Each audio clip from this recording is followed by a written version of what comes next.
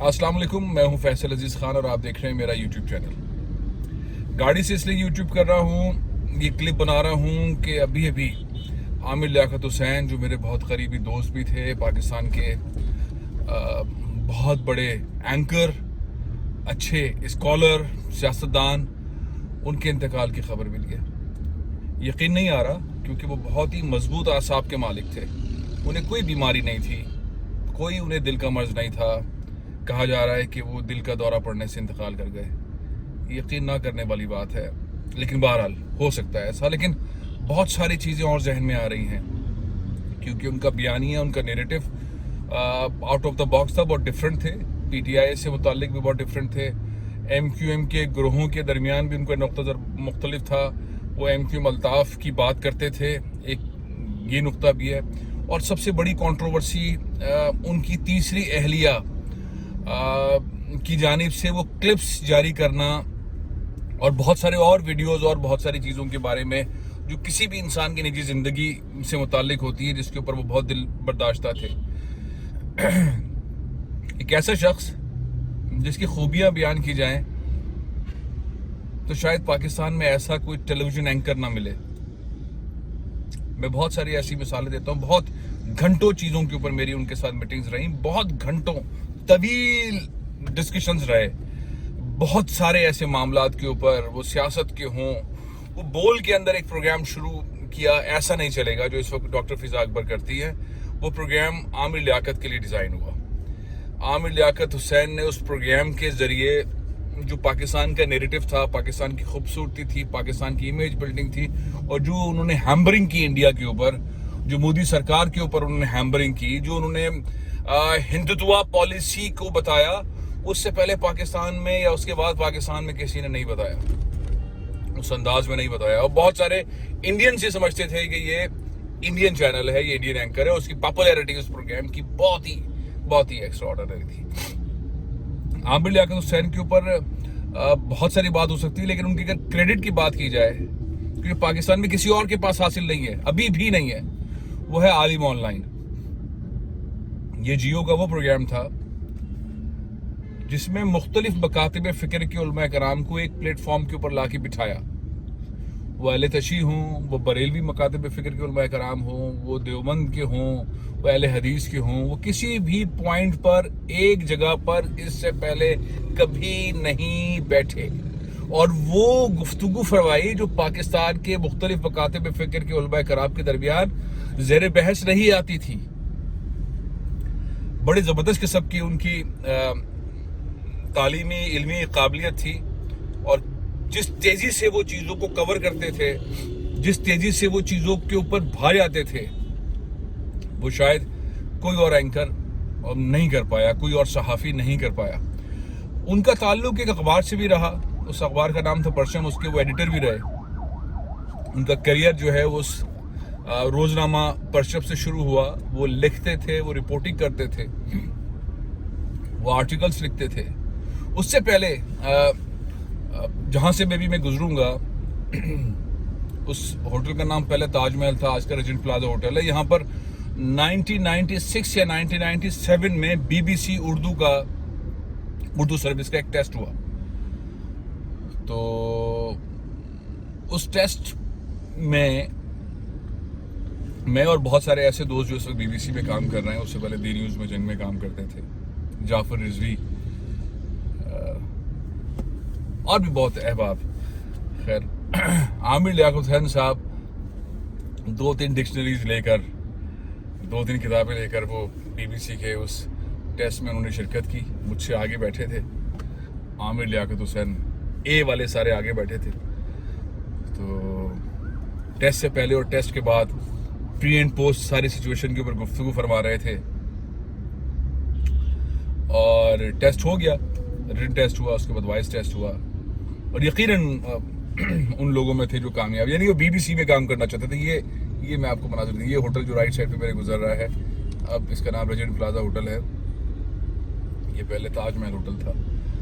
तो बड़े इस ईमान और पुख्तगी के साथ कि मैं अब परचम से बीबीसी में जाऊंगा, फिर शायद उनका नाम आया, वो बीबीसी नहीं गए, अखबार में ही काम करते रहे। मुत्तहिदा कौमी मूवमेंट में बड़े मुतहरिक रहे, वहाँ पे बहुत ही अल्ताफ़ हुसैन के बहुत करीब रहे, और फिर MNA बने, और MNA बनने के बाद उन्होंने बहुत सारे मामलात किए। वो सबसे कम उम्र तरीन वफाकी वज़ीर भी बने, मजहबी अमूर के वज़ीर थे। उन्होंने मुख्तलिफ उलमा कराम को एक प्लेटफॉर्म पर जमा किया। वो जो हज पॉलिसी होती थी उसके अंदर बड़े मुतहरिक रहे। हज खोटा में जो करप्शन चलता था उस करप्शन को उन्होंने रोकने में बड़ा किरदार अदा किया। इंतहाई पावरफुल किस्म की शख्सियत का वालिद इंसान, जिसने वजारत चलाई हो, जो MNA रहा हो, सियासी जमातों में रहा, वो इमरान खान के सामने बैठ के जिस अंदाज में गुफ्तगू करते रहे, और जिस बयानिया के साथ वो गए, और जिस बयानी के साथ उन्होंने मजबूर किया उस मीटिंग के लिए, उनको लोग, बहुत सारे लोग और अंदाज से लिया करते थे। ये सारी बातें जो मैं आपको बता रहा हूँ, मैं इस बात पर कायल नहीं हूँ कि उनको दिल का दौरा पड़ा है, मुझे यकीन नहीं आ रहा, क्योंकि वो एक बहुत ही मजबूत शख्सियत का मालिक इंसान था। उसको कैसे कह दिया जाए कि तुम्हें दिल का दौरा पड़ा और तुम इंतकाल कर गए हो? ये डॉक्टर्स कैसे? हाँ, पिछले कुछ अरसे में जब उनकी सबसे पहली भाभी हमारी अहलिया उनकी और उनके बच्चे, वो जिस अंदाज में अपनी फैमिली को उन्होंने ग्रूम किया, अपनी वाइफ को, अपने बच्चों को, वो रमजान ट्रांसमिशन में बच्चे खेलते कूदते जंपे मारते नजर आते थे। मेरे बच्चे भी उनके साथ खेलते कूदते थे, मेरे घर पर भी वो मिलाद में अक्सर आया करते थे। तो बुशरा भाभी का बहुत बड़ा रोल था उनकी शख्सियत को डेवलप करने में, बहुत बड़ा रोल था उनके दोनों बच्चों का उनको डेवलप करने में। फिर बहरहाल जिंदगी में कुछ स्टेप्स लेने पड़ते हैं, जो भी मामला वो उनका निजी मामला था। उसके बाद उन्होंने दूसरी शादी की।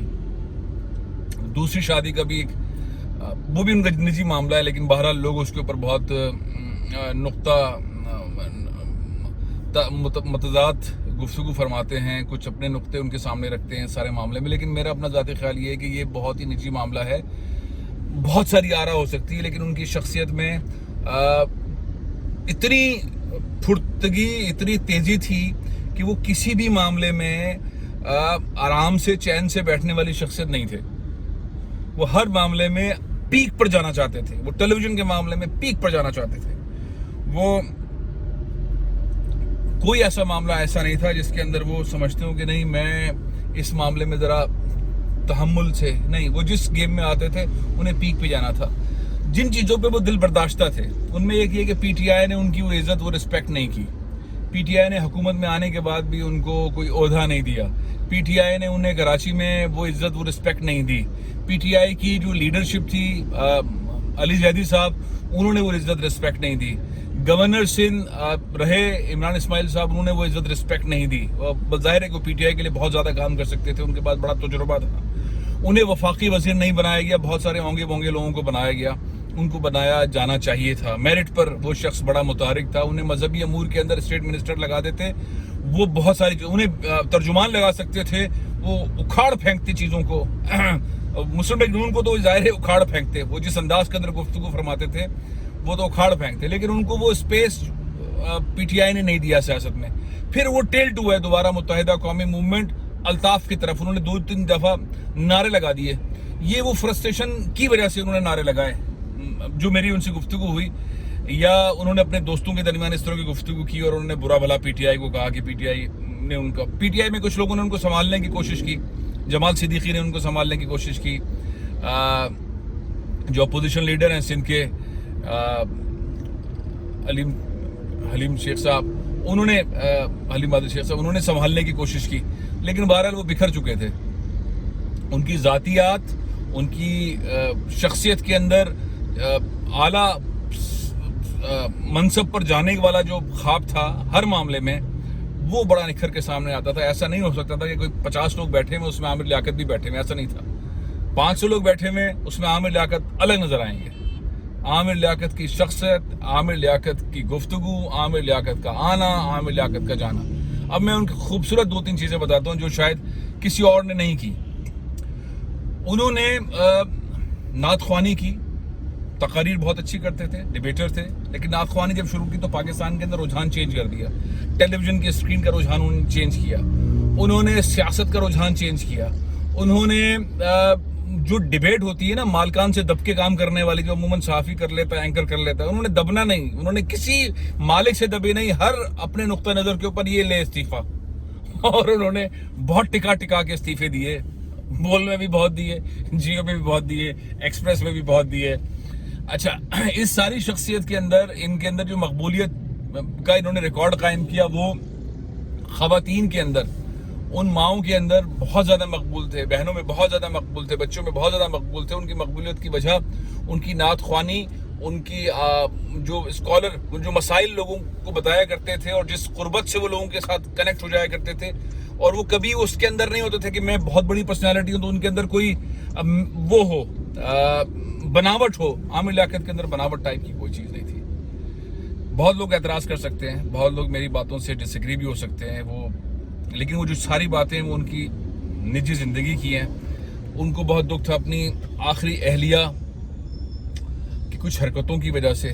وہ جو انہوں نے کلپس وغیرہ جاری کر دیے تھے جو نجی زندگی کے تھے, اس میں وہ دباؤ میں تھے. لیکن یہ تمام چیزیں میں کیلکولیٹ کرنے کے بعد بھی اس نتیجے پہ نہیں پہنچ رہا کہ عامر لیاقت حسین کو دل کا مرض تھا اور وہ دل کے دورے سے, دل کا دورہ پڑنے سے انتقال فرما گئے.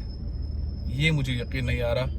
کبھی انہوں نے ذکر نہیں کیا, قریب کے دوست احباب سے بھی کبھی ذکر نہیں کیا, کبھی ذکر نہیں کیا, کبھی ذکر نہیں کیا. تو ان کی موت ہوئی کیسے؟ میں کوشش کروں گا یہ جاننے کی, اور اگر کچھ میرے علم میں آیا تو ضرور اگلا ویلاگ بھی کروں گا. اللہ تعالیٰ ان کی مغفرت کرے, ان کو جنت میں اعلیٰ مقام عطا فرمائے. یہی دعا کر سکتے ہیں, یہی دعا کرنی چاہیے. آپ بھی یہی دعا کریں. مجھے اجازت دیں. پاکستان زندہ باد.